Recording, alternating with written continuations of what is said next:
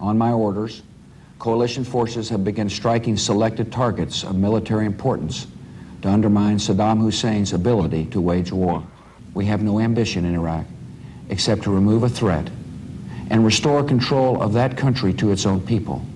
A campaign on the harsh terrain of a nation as large as California could be longer and more difficult than some predict. And helping Iraqis achieve a united, stable, and free country will require our sustained commitment. This will not be a campaign of half measures, and we will accept no outcome but victory. The images were hauntingly familiar. The Baghdad skyline, pale and ghostly in the greenish light of infrared night vision camera lenses. A pre-dawn sky, blooming with explosions as American and United Kingdom cruise missiles and ordnance from coalition aircraft rained down on the ancient city, just as they had done in January 1991. The coalition offensive began in the early morning hours of March 20th, with a series of air and missile strikes against Iraqi government and military targets in and around Baghdad. These attacks sought to eliminate the Iraqi leadership and prevent an effective defense against coalition ground forces poised to enter Iraq from Kuwait. The U.S. Army's 3rd Infantry Division, mechanized, prepared to thrust straight toward Baghdad, while the U.S. 1st Marine Expeditionary Force and British 1st Armored Division first secured Basra and its oil fields before moving on to the Iraqi capital. Unlike the 1991 Gulf War, the coalition did not rely upon an extended air campaign to erode Iraqi defenses. Instead, fearing that the Iraqis would destroy their own oil fields, the coalition ground campaign began within hours of the first aerial strikes. According to plan, the American 3rd Infantry Division, mechanized, began moving upon the principal highways leading toward Baghdad. It moved rapidly, bypassing defended towns. The 101st and 82nd Airborne Divisions followed and eliminated these Iraqi strongpoints. They call it almost a movement to contact as an operations order that we use that was terrain-oriented. Baghdad, I mean, at least at the level I was at now, was a center of gravity that we needed to take and control. And that's what, at least at the level I was at. And it was getting up there quick. So there was times where there's some orders where you bypass certain elements of enemy and the follow-on forces pick them up to continue your move. The 3rd Infantry Division's armored strength constituted the coalition's main effort. On the eve of battle, it included 247 M1A1 Abrams tanks and 264 Bradley fighting vehicles. There's nothing going to beat that tank. They don't have a tank that's going to touch it. The Abrams tank also worked closely in teams with the Bradley fighting vehicle. This platform had undergone improvements in its armor protection and optics. We can shoot them and kill them before they even see us. And we own the night with our systems, our thermal systems. So we'd rather fight them in the night.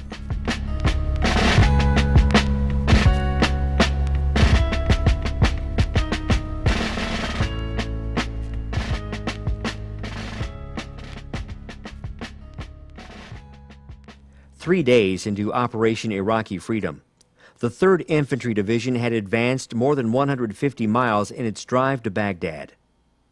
Throughout Iraq, 2,000 prisoners had been captured, while many more Iraqi soldiers began to abandon their positions and head home. At his first briefing on military operations in Iraq for the international press, General Tom Franks, the overall commander of the coalition forces, noted proudly, "Our resolve is great, the morale is good, and as I think we always say, there is no doubt about the outcome.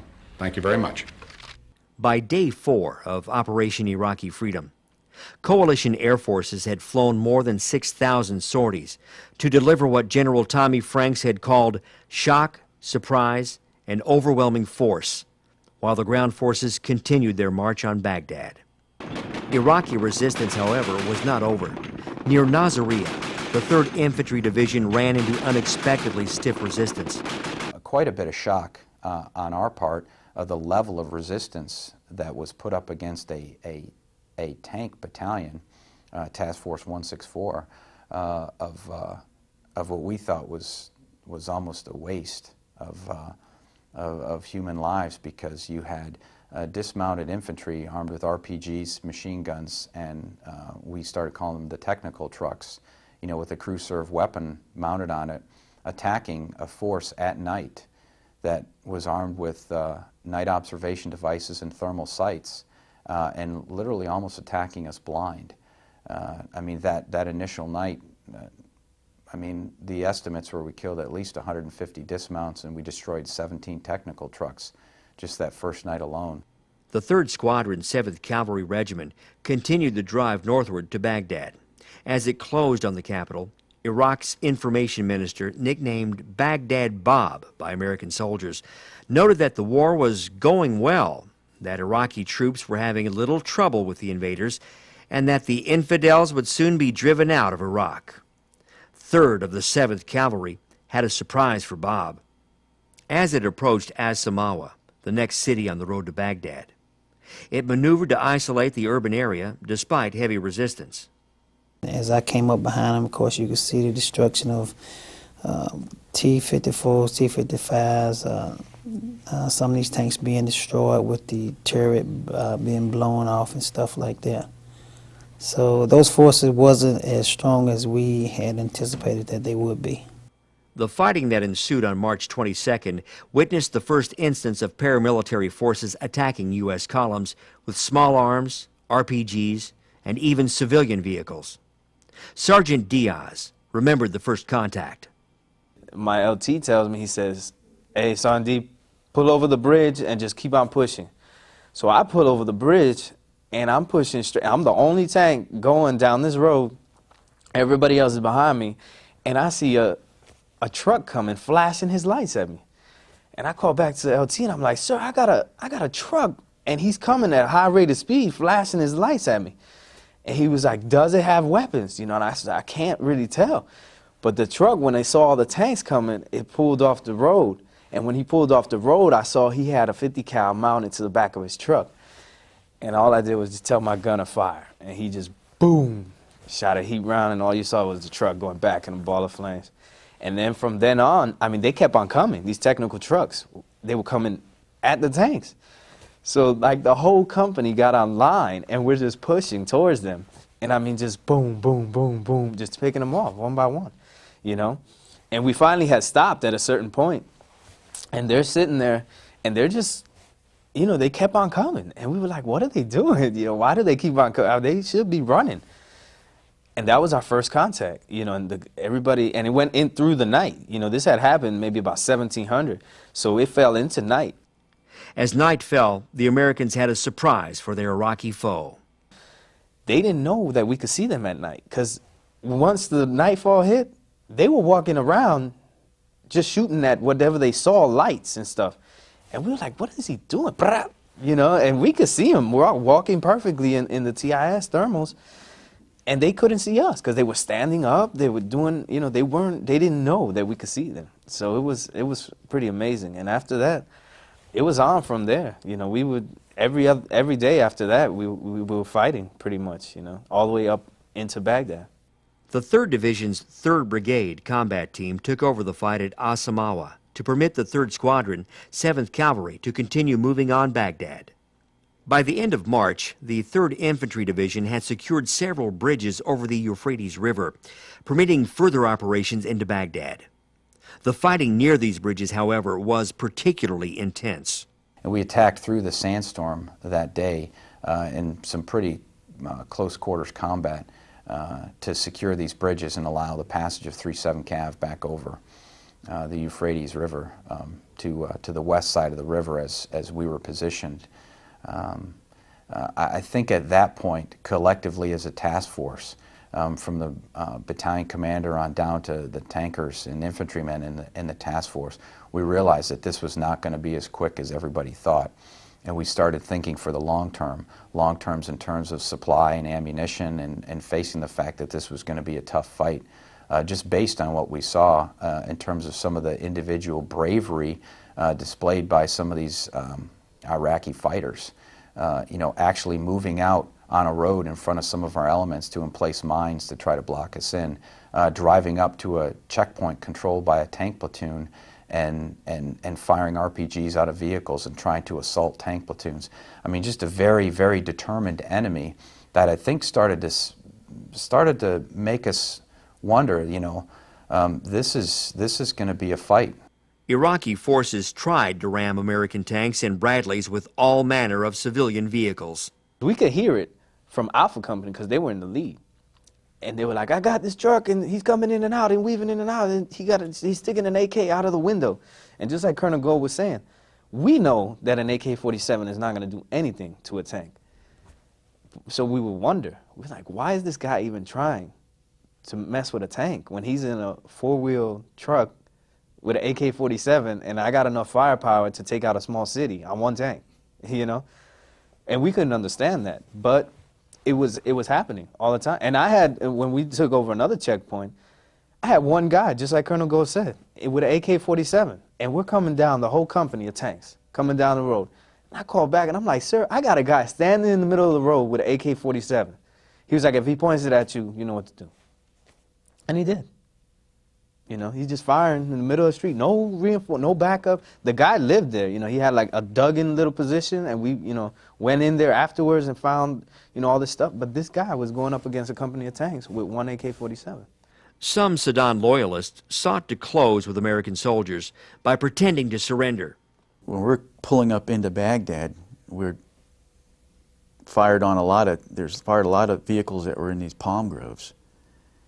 And we saw them in there and shot them up, blew them up, and you walked behind them and you found neatly folded uniforms. The vehicles weren't occupied. The guys got out of the vehicles, got in civilian clothes, and took off. Then you had groups that come in, I mean, 3 or 4 coming out of an AK-47 challenging a tank. So you had those extremes. Guys that were going to die, willing to die, they would take an AK-47 and challenge a tank. So you had those types. So that was the right and left limits. And others immediately, you know, would surrender. And that was also during our stability and security ops. See, I don't like to say the ground war ended, because the war never ended over there. The linear fight did. I mean, were you coming up on the desert, and the bad guys are over there, and they're in this type of uniform, in this type of vehicle. But the trouble was, when those guys ran out of those vehicles, tanks and their BMPs, then they became Joe Citizen walking right next to you when you're out there on patrols in the cities. And that was what was tough. I mean, they can just turn around and try to stab you or shoot you or whatever you're going to do, whatever they want to do if someone's paying them $100 to do it.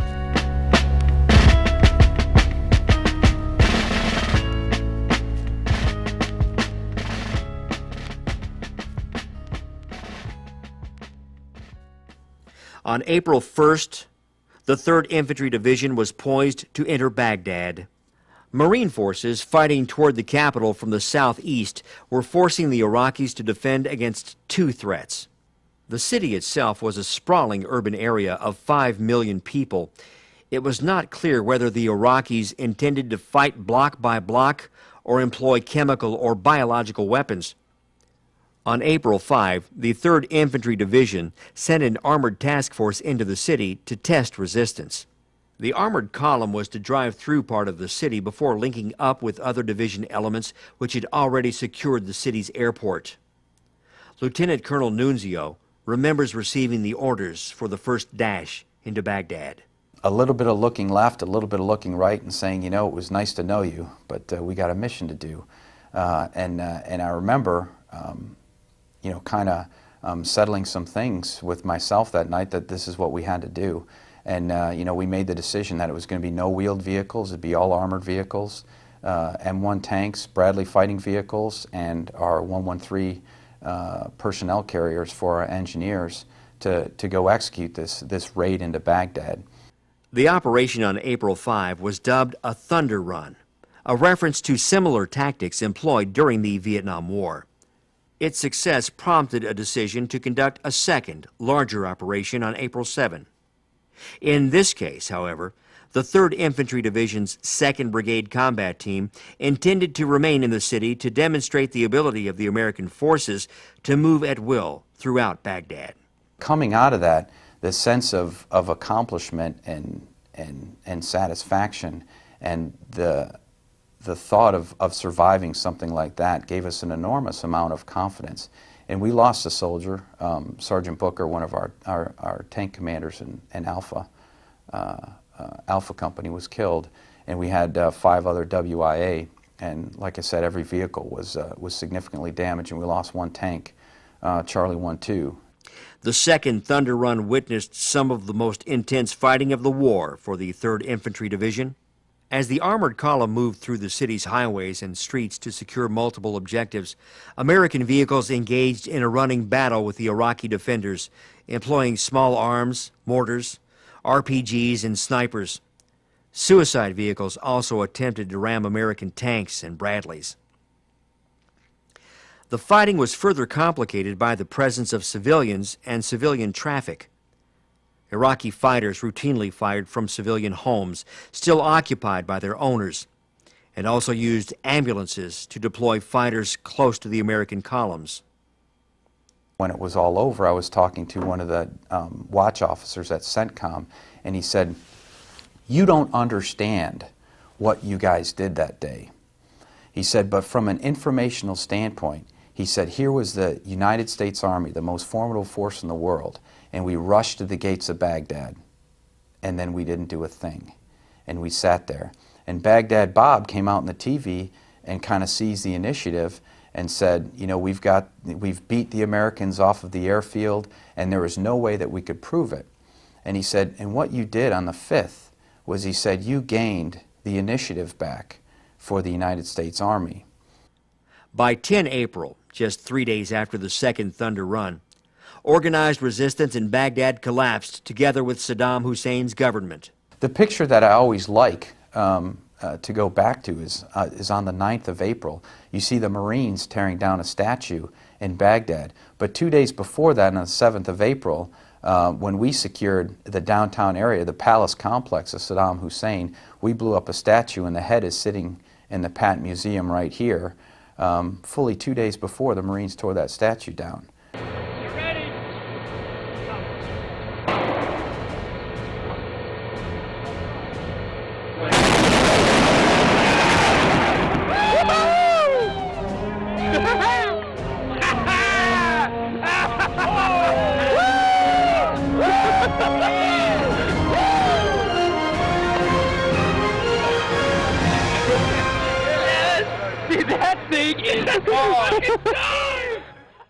Throughout the country, coalition armor and cavalry units worked to provide security, eliminate the last resistance, and begin the transition to stability and reconstruction operations.